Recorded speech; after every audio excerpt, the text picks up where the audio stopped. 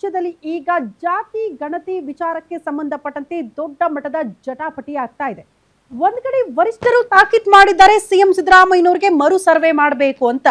ಈಗ ಮರು ಸರ್ವೆ ವಿಚಾರಕ್ಕೆ ಸಂಬಂಧಪಟ್ಟಂತೆ ಹಿಂದುಳಿದ ವರ್ಗಗಳ ಸಮುದಾಯದವರು ವಿರೋಧ ವ್ಯಕ್ತಪಡಿಸಿದ್ದಾರೆ.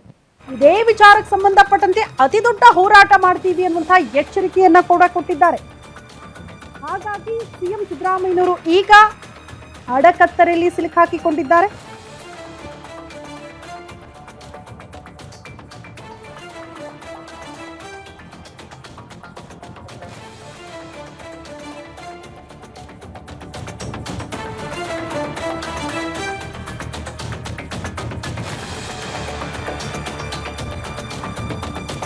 ಅಡಕತ್ತರೆಯಲ್ಲಿ ಸಿಲುಕಾಕಿಕೊಂಡಿದ್ದು ಒಂದ್ ಕಡೆ ವರಿಷ್ಠರ ಆದೇಶ, ಮತ್ತೊಂದು ಕಡೆ ಅಹಿಂದ ಸಮುದಾಯಗಳ ವಿರೋಧ.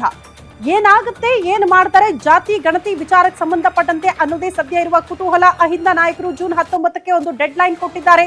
19ಕ್ಕೆ ಬೆಂಗಳೂರಿನಲ್ಲಿ ಅಹಿಂದ ಮುಖಂಡರ ಸಭೆ ಕೂಡ ಇರುತ್ತಂತೆ. ಸಭೆಯಲ್ಲಿ ಸರ್ಕಾರದ ವಿರುದ್ಧ ಹೋರಾಟದ ಬಗ್ಗೆ ಚರ್ಚೆ ಆಗುತ್ತೆ ಅನ್ನೋದ್ರ ಡೀಟೇಲ್ ಸಿಗ್ತಾ ಇದೆ. ಸಿಎಂ ಸಿದ್ದರಾಮಯ್ಯ ಸರ್ಕಾರಕ್ಕೆ ಜಾತಿ ಗಣತಿಯ ಸಂಕಷ್ಟ, ಸರ್ಕಾರಕ್ಕೆ ಅತ್ತ ಪುಲಿ ಇತ್ತ ಧರಿ ಅನ್ನೋ ಪರಿಸ್ಥಿತಿ ಎದುರಾಗಿದೆ ಅನ್ನೋದು ಬಹಳ ಸ್ಪಷ್ಟವಾಗ್ತಾ ಇದೆ. ಮರು ಸರ್ವೆಗೆ ಆದೇಶ ಕೊಟ್ಟಿದ್ದಕ್ಕೆ ಎರಡು ಪ್ರಬಲ ಸಮುದಾಯದವರು ಫುಲ್ ಖುಷಿಯಾಗಿದ್ದಾರೆ.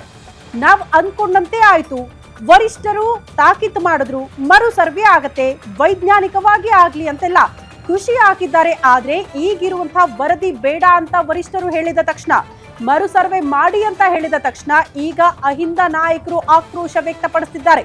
19ಕ್ಕೆ ಮಹತ್ವದ ಸಭೆ ಆಗುತ್ತಂತೆ. ಆ ಸಭೆಯಲ್ಲೇ ಪ್ರಮುಖ ನಿರ್ಧಾರಗಳನ್ನ ಕೈಗೊಳ್ಳೋ ಸಾಧ್ಯತೆ ಕೂಡ ಇದೆ. ಅಲ್ಲಿಗೆ ಸಿಎಂ ಸಿದ್ದರಾಮಯ್ಯನ ಬೆನ್ನಿಗೆ ನಿಂತ್ಕೊಂಡಿದ್ದು ಇದೇ ಅಹಿಂದ ನಾಯಕರು.